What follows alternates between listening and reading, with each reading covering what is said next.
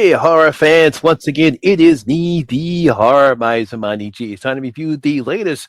This one is a romantic comedy slasher film. Yes, this one is called Heart Eyes. Yes, for this guy, romance is dead. Y'all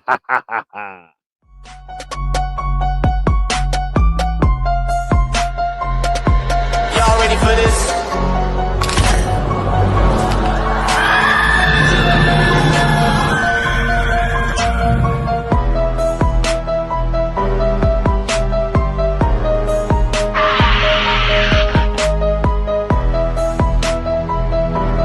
Hey, horror fans! Once again, it is me, the Horror Miser Money G. Now, Heart Eyes is a 2025 American romantic comedy slasher film that was directed by Josh Rubin.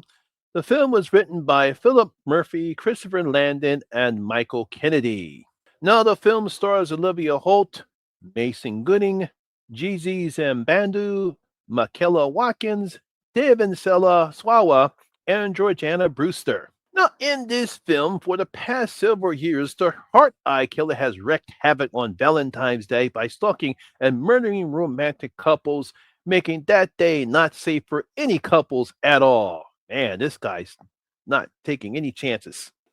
Horror fans, when it comes to horror films, it seems like horror filmmakers are trying to combine elements from other genres of films and then combine it with horror films, particularly when it comes to slasher films. You take elements from one genre of films, such as musicals, and then you combine it with any subgenre of horror, and you get a film like Anna and the Apocalypse. Or you can combine sci fi with slashers, and you get a film called Deadly Friend that was directed by the late, great Wes Craven. Or combine them with the premise of Groundhog Day and with slashers, and you get a film called Happy Death Day, which everyone truly loved. And of course, that created the sequel, Happy Death Day to You. So, what happens when you combine a romantic comedy with a slasher? Well, you get the latest horror comedy film from director Josh Rubin, and it's called Heart Eyes. Now, in the film, there is a serial killer called the Heart Eyes Killer, or HEK, who's been going around the country killing couples during Valentine's Day, and somehow he has found his way to Seattle, killing a couple at a winery. I'm not giving any way away because we see this in the trailer. Now, at the same time, we're introduced to Allie McCabe. She's a young pitch designer at a jewelry company who's ordered by her boss, Crystal, to work for freelance and famed designer Jay Simmons to come up with a new pitch ad for the new diamonds that they're selling. Now, after a work dinner, several events happen that leads to Jay going back to Allie's apartment where they are attacked by the Heart Eyes Killer. Oh no! Now, this leads to a wild and crazy night where Jay and Allie not only have to fight for their lives, but they might also actually realize that they're a couple who's in love with each other. Oh, but can they survive the Heart Eyes Killer too? That's kind of what this movie is about. Now, let's get one thing first. I've never truly been a fan of romantic comedies or rom-coms, as they're called, because so many of them are so unbelievable on, first of all, how the couples meet each other, how allowing past relationships or family members get in the way of getting in the way of trying to get to know each other, and of course, uh, some things that happen that goes beyond where you have to suspend your belief. It seems to be a problem with all the romantic comedy films, that they're so unbelievable that you just cannot simply believe what's happening, what you're watching on the screen. Now, if you are going to do a romantic comedy or a rom com, you would at least have the two lead actors, have chemistry together. One of the big problems that I have with some of the rom coms is that the two leads don't have any chemistry together. That the audience is not to believe that they actually love each other. And that's one of the problems they have. And another huge problem that I have is that the film's not even funny. I mean, if you're going to make a romantic comedy or a rom com, you want to have the leads actually have some good chemistry so that you actually can believe that they're falling in love with each other. And you also want to make sure that the film is also funny. But the problem that I've seen with many rom coms is that the leads don't have any chemistry together, and the fact that the film is not funny. Now, for Hard Eyes, this is directed by Josh Rubin, has directed several horror comedies himself, such as Scare Me and Werewolf Within. Now, this was also written by Christopher Landon. I'm pretty sure people who know that name, he directed the hit horror comedy Happy Death Day to Me, along with his sequel, Happy Death Day to You, which he also wrote the screenplay for that as well, and also the comedy time travel horror film, Freaky. Now, all those films combine elements that you see in slasher films along with elements in other genres of films. Like in Freaky, it's Back to the Future, for Freaky. And for Happy Death Day, it's Groundhog Day. So you have elements of Back to the Future that we see in Freaky. And in Happy Death Day, we have elements of Groundhog Day. For this particular film, Joss and his team had combined elements that you see in rom-coms with the slasher film My Bloody Valentine, and you get this horror comedy because it's particularly happening on Valentine's Day. So immediately you think of My Bloody Valentine, whether it's the original 1981 film or I forget what year the remake came out with the same name that was in 3D, but those kind of the elements that you see in this particular film is from rom-coms and My Bloody Valentine. Now, I will give his Josh and his team credit because the premise is an interesting one. Is we have a serial killer that's going around the country and killing couples on Valentine's Day, and it's not your typical slasher trope that we see in films like this one. Mainly, it's someone that's out to get some revenge. Someone did him something wrong, as we see in mostly all slasher film. Here, it's just a serial killer going around killing couples.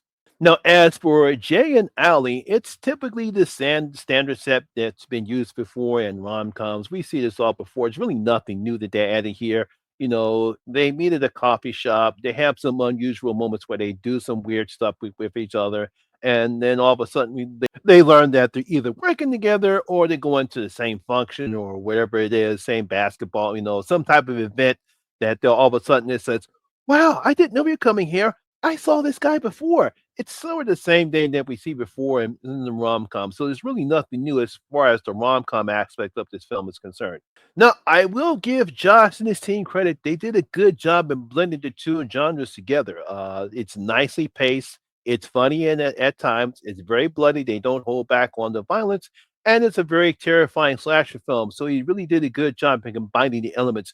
We never get too much of the slasher. We don't get too much of the rom-com. It's like there are moments where we get some nice downtime moments, and then and it ups the factor. So he did a good job with combining the two elements of this film. Now, they waste no time in setting up how vicious, deadly, and violent the killer is, as you don't want to get in this guy's way. You get in this wise guy's way, you're going to end up dead.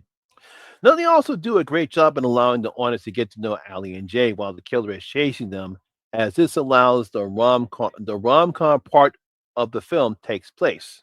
Whether it's at the restaurant, the police station, or at the drive-in, we get some nice character development, which allows the audience to get to care of enough about Jay and Allie that they care about what happens to them, and you want them to survive. And hey, look, maybe be happy. They might actually believe that they'll fall in love with each other. Yes, I know that while Allie and Jay are very attractive young people, that seems to be another case for rom-coms that the people are very attractive.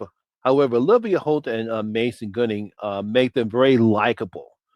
They're not stuck up, they're not crass, they're not vile, they're not guile. They're very nice people. They're caught up in a very terrible situation. You believe that they're a couple as the film progresses. No, I like the part of Allie's backstory as we learn part of the reason why she created that failed pitch that we see early in the film and how she actually feels about romance. She does this little nice uh, diatribe about what she feels about romance based upon what's happened to her, which we learn about the film. So that was some nice character development that they added for Allie's backstory. The same goes for Jay as we get to learn some of the reasons why he hasn't found the right girl.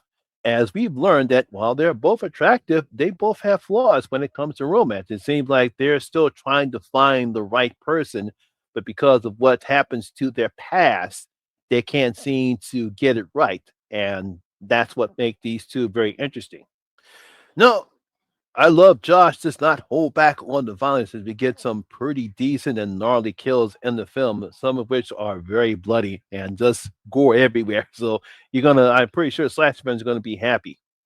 Now, there are some moments in the film that were actually funny, particularly when it comes to the names of the cops that Georgiana Brewster and Devon Sawa play, as one of the writers must be a fan of those movies.